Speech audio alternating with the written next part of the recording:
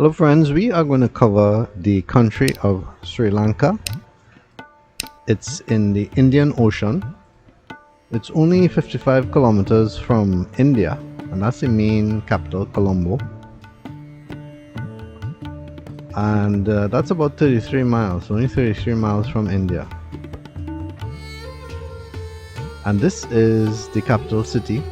As you can see, it's well developed as far as tall high-rise buildings are concerned, but buildings don't always reflect what's going on in a country, no matter how high or tall they get or modern it looks. Now, Sri Lanka's main religion is Buddhism.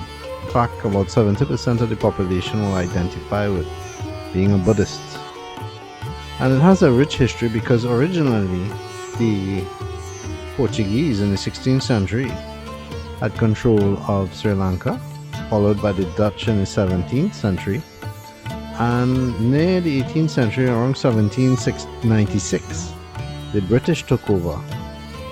And it's only until 1948 did Sri Lanka get its independence. Now, one of the current happenings that you all are probably aware of is how the people were annoyed with the economic situation in Sri Lanka, and it led to a lot of protests and riots, and the police tried to control it.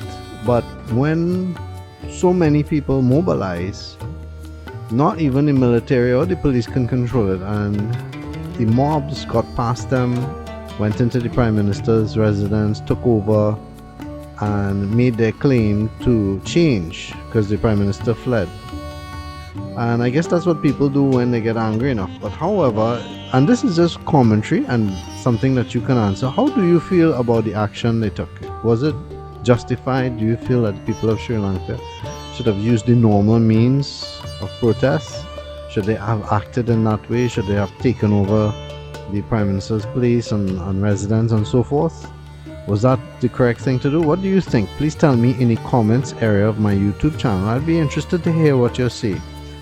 But one of the things that made the people act in this way is, did you know that about 12% of the people in Sri Lanka make less than $3.20 US a day? So a full day's work, and that's all they would get.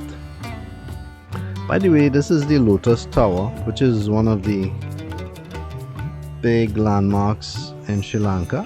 Again, the country is mainly Buddhist, and so using a lotus flower is of course going to be in line with that. It's a symbol of the country, and it's also used for other purposes like communication, lectures, and so forth. It's about almost 1200 feet tall. It's about 1168 feet to be exact.